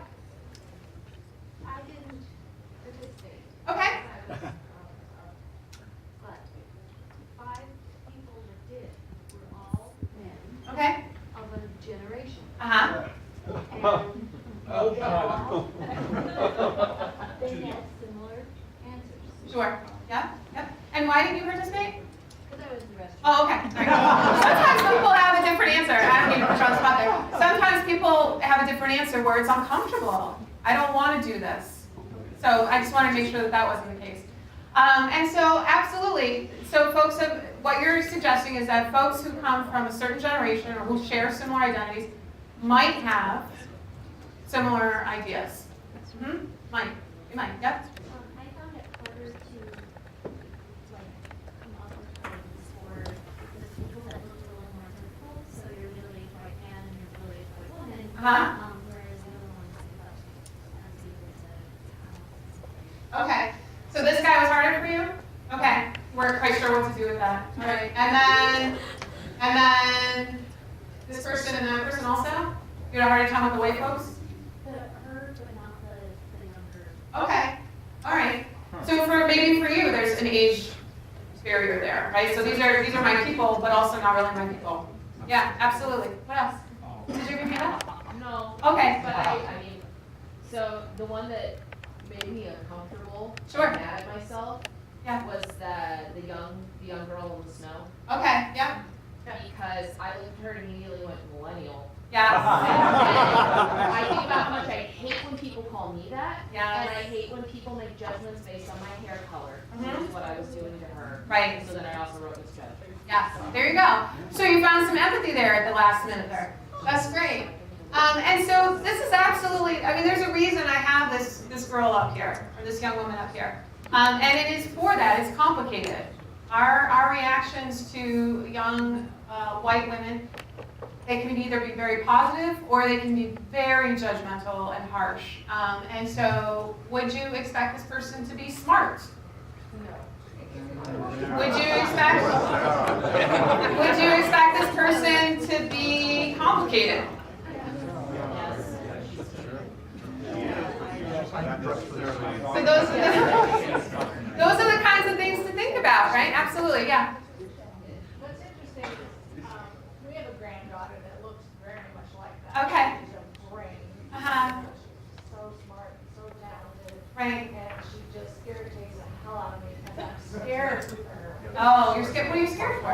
because she looks too sexy. Oh. Is she scared about that? No. Yeah. Yep. So those are the kinds, so when you see her, when you saw this picture, did you have kind of more nuanced responses to her? Yeah. So that's what happens, frame of reference. You either are this person, you know this person, or you don't know anyone like this person. And then that's either positive or negative. And that's how we fill in those gaps. So for folks who are this person or know this person, is it an empathetic response, or is it like, oh, I know that girl, and she is not, right? Like, I don't want her on my team, right? Or do you know someone who's like that and like, wow, that's like one of the nicest people I've ever met. She would do anything for you.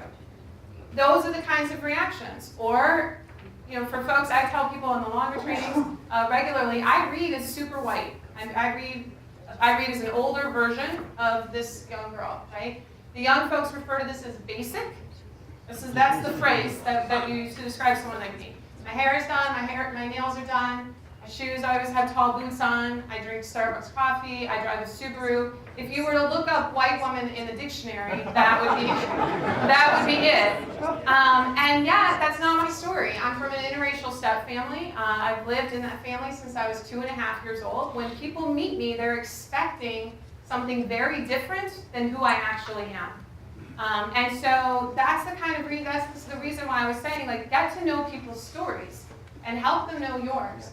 It wasn't intuitive to me to tell people that ahead of time. I had an advisor in graduate school who was African American, and he said, let me tell you something. When you start teaching, you're going to need, on that first day, you're going over your syllabus, you're going to need to tell them your story. And I said, why do I need to tell them my story? And he said, because they're not going to understand why you're there. And I said, I have a PhD in sociology in race relations. Like, what more do I need to justify my space in that room? He said, it's not about you. It's not about you. It's distracting. You are distracting. So give them the information. Tell them your story, who you are, why you do what you do. Because everybody is going to be busy trying to figure out why they should listen to you. Why do you care? How could you possibly know? Why should we trust you? And so if you give them that, then you can get on the business of teaching. Get that out of the way first. And he was absolutely right. It was not intuitive to me at all. And one of the things that I try to help people with is to encourage you. I'm an overshare at this point, but this job has really kind of pushed me off the deep end. I have figured out that there's no space that's too vulnerable for me. I will give you all of the things. Because I've learned that it encourages other people to do the same thing. And so in that opportunity, at least with your staff, maybe not with the public who's coming in every day, but even with them, what are pieces that you can give to help them understand you and see you differently? Particularly if there are identity barriers, and it might be around race, it might be around gender, it might be around age. Who are the folks that, in the room of folks who said they've experienced age discrimination, it was on both ends. I encourage people regularly to think about age as a bridge. That is a universal experience. That's a window you can tap into, that you understand that people dismiss you, they talk down to you, they don't give you projects, they underestimate you around your age, either at the front end of your career or the back end of your career. So now imagine there's a piece of your identity, there is no sweet spot. You're never in the middle where people finally respect you. You finally have enough gray hair for people to take you seriously, but not too much where people start thinking you're slowing them down, right? Can you use that as a bridge to help you understand this is what other people deal with every day, and it's never going to change. It's never going to change about them. We're the ones that are going to have to change for them. Somebody other hand here. Yeah. I was wondering about when you encounter a group of people, like a group of young women, Sure. a group of old men, Yeah. any type of group, the reaction that you give to that. I'm Yeah. interested in that. What, in terms of my own personal, like, Or any of us?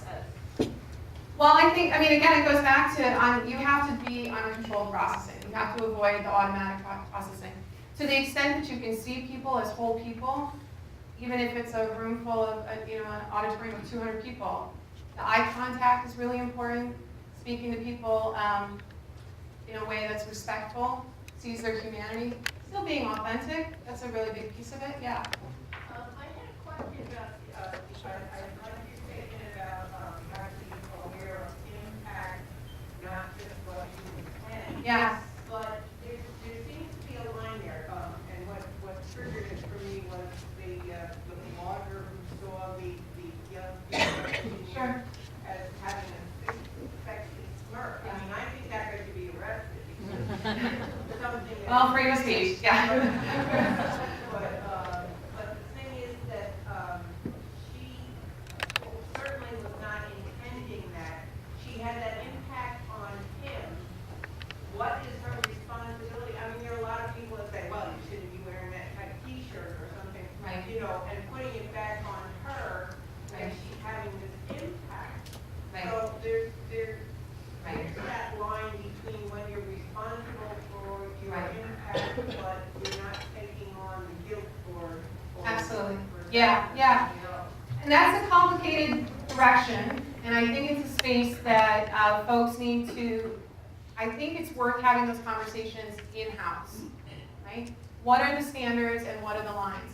So for example, I had a conversation recently with a unit where they have a lot of new hires, significant generational gaps. And the new hires have tattoos, they have piercings, their hair is different colors, and then the older generation is like, you're making the rest of us look unprofessional, nobody's gonna take our unit seriously. Well, is there a dress code? Well, no, there wasn't a dress code. Well, how are we supposed to have those so that's the kind of stuff, and then where do you draw the line? If it's hair color, is it on natural hair color? Well, what if I just want to go blonde and I'm gray? Or you know what I'm saying? Or if it's body modifications, all right, well, what if I get a nose job? What if I get breast implants? Now that's a violation of dress code? So there's all of these, you have to think about, it's a very slippery slope. How do you decide how you want to represent yourselves and be authentic? And understand that there's going to be differences. What some person thinks is appropriate or inappropriate, I mean, that story's as old as time. And especially when you start bringing in generational and cultural differences. So I would say there's personal risk. What I say to folks is, understand there's a game. And if you choose not to play it, that's still a choice. So for women who decide not to wear makeup, that's a choice. But understand there's rewards and consequences to that. And so for some folks, they would rather be authentic. For other folks, they cannot afford to be authentic. I think it's an interesting conversation that I've had several times about the bounds that white men can push in terms of their physical appearance. How many tattoos is too many tattoos? Can you show up in sweatpants? Who gets to show up in jeans and a t-shirt? It's not a coincidence that Mark Zuckerberg shows up in a hoodie every day. Not everybody gets to show up to work in a hoodie. There's a particular type of person who can get away with that. And so thinking about how identity is related to that, you know, that for folks of color, they've got to show up on point. Hair's got to be done, shirt has to be tucked in, crisp, everything has to be very professional because people are already going to judge whether you deserve to be there and you're professional enough. So your clothing doesn't get to be an option. Even with tattoos, if you go to this young woman here, she's heavily tatted. Would she be invited into any space? Or is it only certain spaces? I will tell you, these are all real people. Obviously they're real people, but they all have real stories. They all have real stories. This woman is one of the most successful tattoo artists in New York City. She's 24 years old. That tells you she's not only an amazing artist, she has incredible business sense. You don't get to be one of the best tattoo artists in New York City at 24 years old without some brains. There's got to be some business savvy going on there. But would folks take her seriously? How would people respond to her showing up heavily tatted in sweats? You know, she would be underestimated. This gentleman here, he runs a charity organization in the UK. He's also Muslim. He's been stopped over 20 times in the last 2 years. None of his stories went viral because this is just the nature of being a Muslim man in the world today, until one of those times he got pulled off a plane on his way to his honeymoon with his wife. And the newspapers picked up the story. And that's how we know now that he's been stopped over 20 times in the last 2 years, and he runs a charity in the UK. So for folks, just by virtue of how they appear, we make different decisions about them. Yeah, go ahead. In response to the question that was asked about how how we deal with groups of people. Sure, yeah. There is a fine line between what might turn out to be functional and appropriate as opposed to discriminatory. Right. So if I have a group of older adults, for example, experience has told me that sometimes the hearing is not as good as a group of university students. Sure. What? So what I have found is I cannot afford not to ask, please raise your hand if you can hear me. Sure. Yeah. And some people might be offended by this, but I have found that to ignore that fact means that some people are just left out and I'm talking and they can't hear me. Sure. Yeah. That is one option, and I appreciate you saying that, where you're trying to be inclusive, and you don't want to assume even if the young folks in the room can hear you. There might be somebody else who has auditory issues. But you also have to be careful about not disclosing someone's identity. So for example, when we host events, we tell folks where are the nearest gender-neutral bathrooms, instead of asking, does anyone need to know where the nearest gender-neutral bathroom is, right? So just assume that there's somebody in that room, and maybe that information is not needed for anyone, but maybe it is. And so having those kinds of things kind of on the front end, when you're thinking about like how you introduce yourself to a group, what is the pitch that you give to every group that comes in, how can you make that as inclusive as possible? And so one of them can be, if you have difficulty hearing, please raise your hand. But they can't hear me, so they won't. Right. Right? So maybe that's something that goes on the screen. Right? Maybe that goes on the screen instead. Or maybe if there's equipment that people can pick up on the way into the room to help them hear better. Lots of different options that way. Yeah. This may be too broad and general, but how do you avoid the damned if you do, damned if you don't, and the cortisol always wham here because you're just not sure what to do? Sure, yeah. So that happens, particularly with folks who are new to it. Like they start learning stuff and now they're afraid to do anything wrong because they don't want to have that, right? And so what we try to really encourage people to do is be your best self. If you're well-intentioned, if you are genuinely interested in creating a relationship with someone, then you're gonna engage with them differently than you would if you just had assumptions to make about them, or if it was a superficial like nod in that, like, yeah, I get it, you're not, whatever, or that you are part of whatever community. If you engage with them in a way that's genuine, right? So to talk to somebody, for example, about, so I use the example, and this works with this age crowd, it does not work with my students. How many of you remember the Saturday Night Live skit, Pat? Right? Yeah. That was decades ahead of its time. It's amazing to me how forward-thinking that was. For those that don't remember, Pat was a character on Saturday Night Live, was a recurring character. Pat is gender neutral. We don't know Pat's gender. Pat's gender identity is ambiguous. Pat's physical appearance is gender ambiguous. Pat's name is gender ambiguous. The way in which Pat dresses is gender ambiguous. And the joke was never about Pat. The joke was always about the discomfort of other people who didn't know Pat's gender. And so they would ask all the questions to try to figure out, like, who are you spending your time with? Did you go on a date this weekend? Like, all of these things to try to get at Pat's gender, because they felt in their mind somehow that was the anchor. That was going to be the key to help them understand what to expect from Pat in this encounter. And so what I tell folks is that if somebody wants you to know their gender identity, they will let you know. But otherwise, if it's an itch you just need to scratch, you need to sit with it. You need to sit with it. That's not for you. That's about you. That's not about that other person. The same thing happens around any other identities that are ambiguous. The brain is trying so hard to fill in those gaps that sometimes we ask questions that are not appropriate. They're not our business, or they come out in ways that are very clunky, like, what are you? And that's a phrase that people who are racially ambiguous, whose race is not immediately apparent. Oh, you look so, I've never seen anyone like you. What are you? Like they're an appliance or a piece of furniture or something. That's not, but if you're trying to have a conversation, this is a colleague, right? And like, you understand that you've got different backgrounds, and tell them a little bit about your family and hear more about them. Building a relationship is different than voyeurism. Does that make sense? Yeah. I want to come back to this person real quickly because she's fabulous. Does anybody recognize her? I thought somebody might recognize her. This is Dr. Margaret Adderin Pocock. MBE. She's a space scientist and honorary fellow research associate at UCL's Department of Physics and Astronomy. She's also one of the presenters on the BBC's Sky at Night program. I use her as an example, not just here, it just worked out. I was like, oh, this is cool, I actually like this one. But I use her actually all the time because, number one, there are very few women in her position, let alone black women in her position, as one of the most highly regarded folks in her field. But on top of that, she's dyslexic. And when she was growing up, she wanted to be an astronaut. When everybody asks, what do you want to be when you grow up? I want to be an astronaut. Oh, honey. Oh. Why don't you try nursing? And that's what she was told. Well, you're so nice. You're so warm with people. You're great with people. Why don't you try nursing? That'll be easier for you.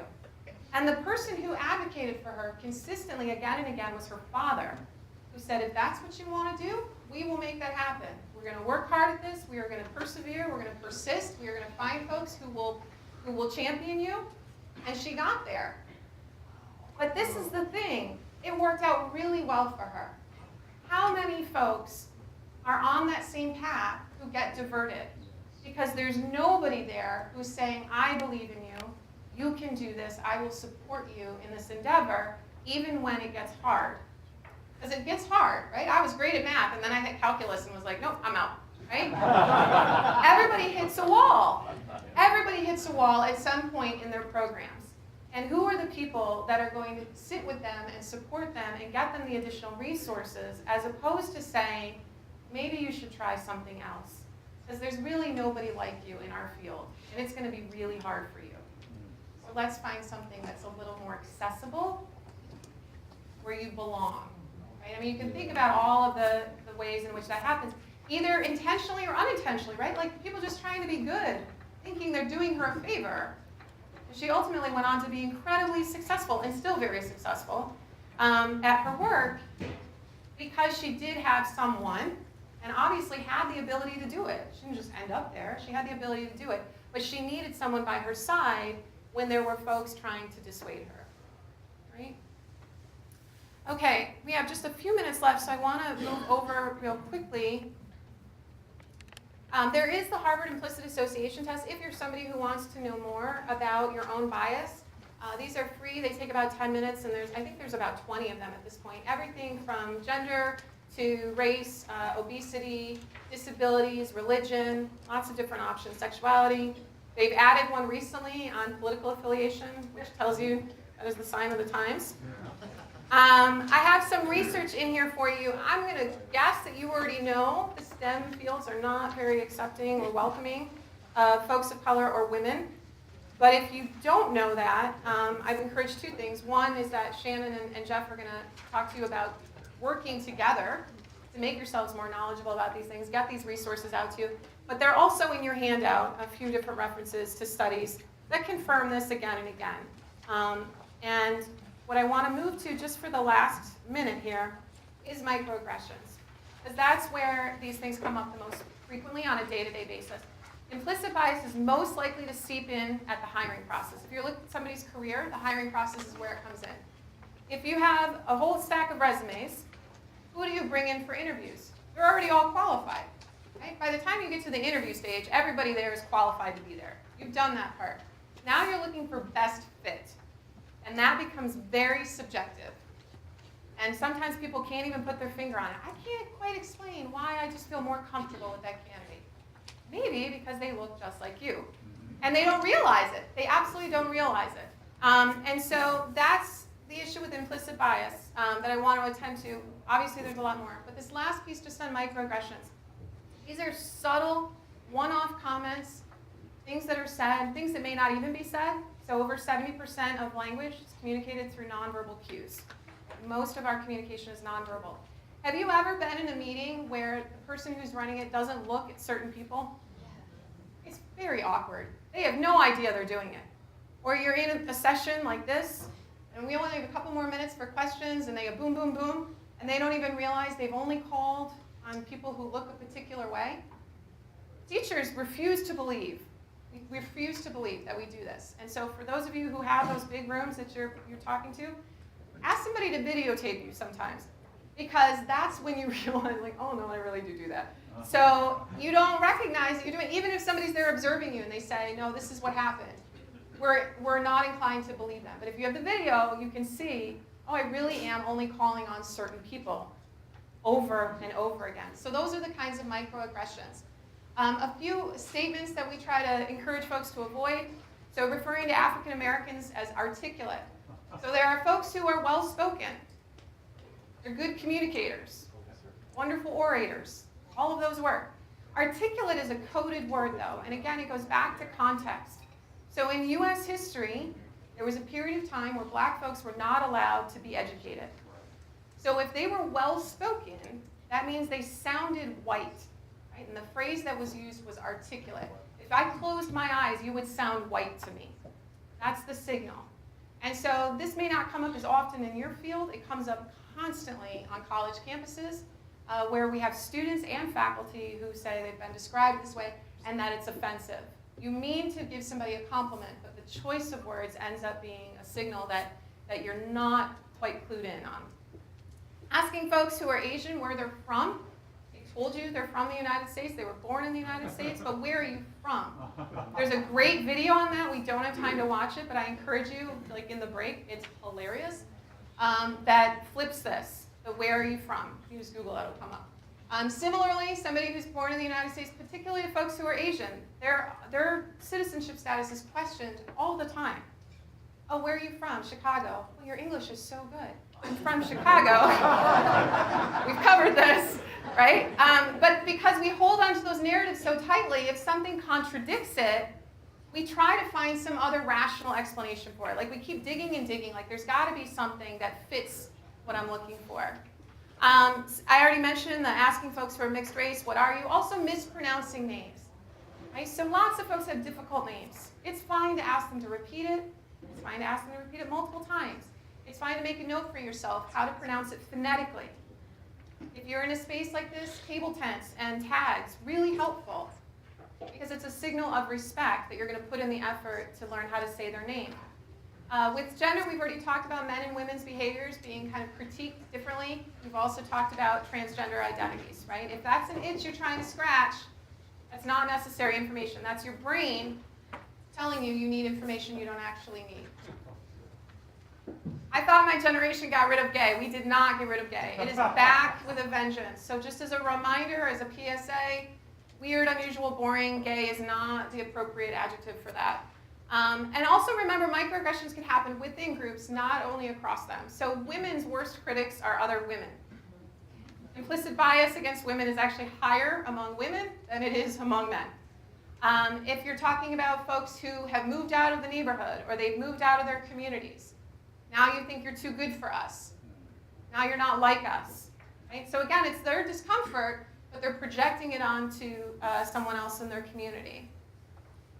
We actually had this happen in one of our classes here on campus. But I want you to know this is not unique to our campus. That there was a female student who came in wearing a hijab, and the professor joked to her, I hope I don't have to worry about you having a bomb under there. Like with a, like, get it, right? No, not funny. So I use this for two reasons. One, humor is really tricky. What some people think is funny is not at all funny or appropriate to other folks. The other, though, is to draw your attention to the importance of power differentials.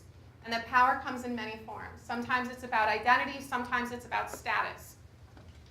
If there's a person in the room who's been targeted and marginalized by someone who's in a position of power, it is unlikely they're going to bring that to their attention. So the role of allies is really important. Whether that person is actually in the room or not, the role of allies to step up and hold each other accountable is critical.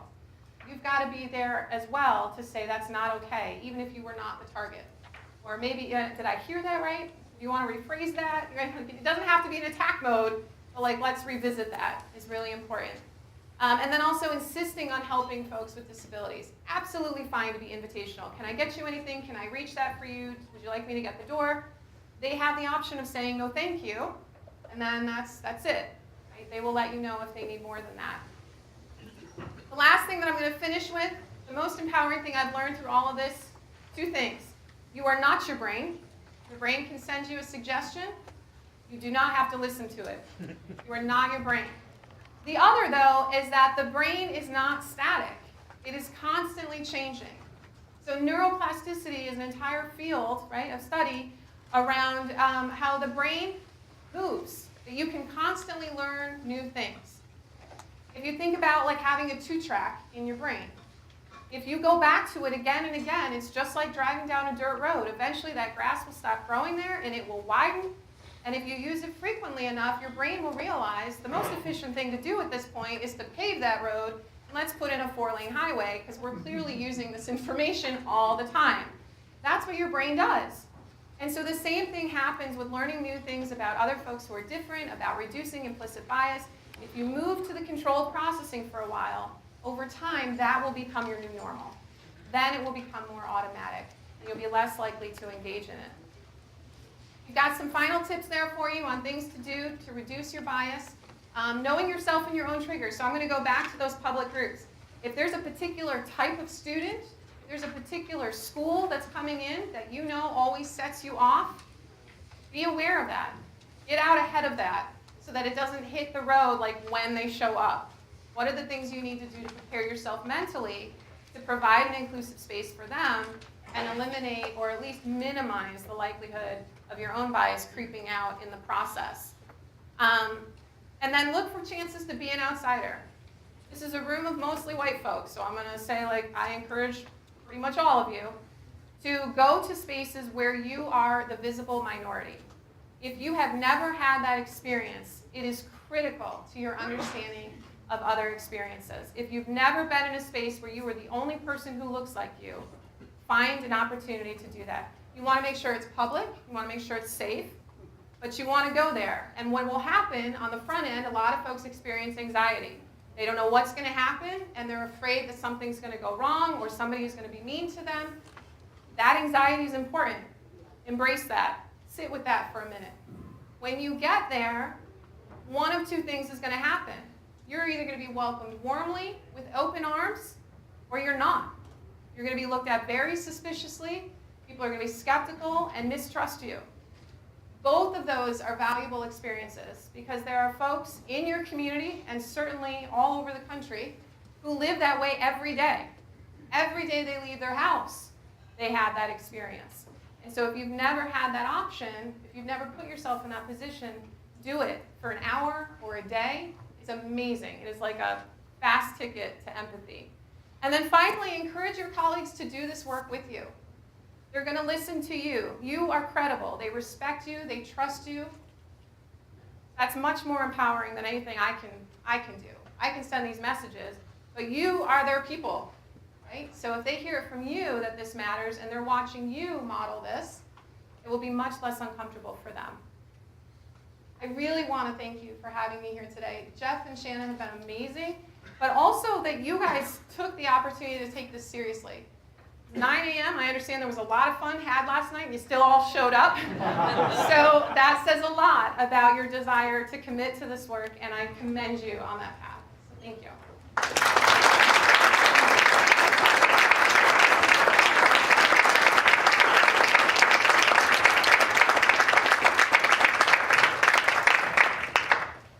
That was awesome. And so I'm hoping that you're feeling like me, like we just learned a lot. I hope that we can actually absorb all of this, some of this, at least a little bit. What I know I'm going to get in trouble for taking a little extra time, but I would like to take 30 seconds right now to just write down at least one or two takeaways. 30 seconds. If you can only remember one or two things that you're going to try to work on from this workshop, what are those one or two takeaways?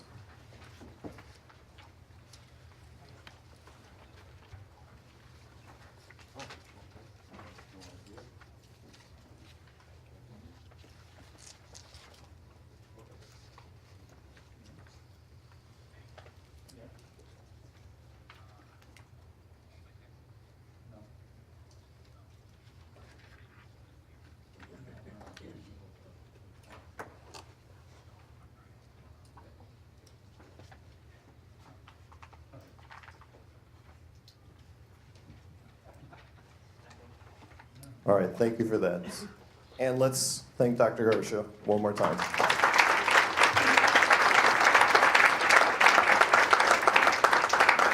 Thank you, everyone.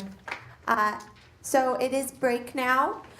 So first I'd like to say thank you to Digitalis Education Solutions for sponsoring our break.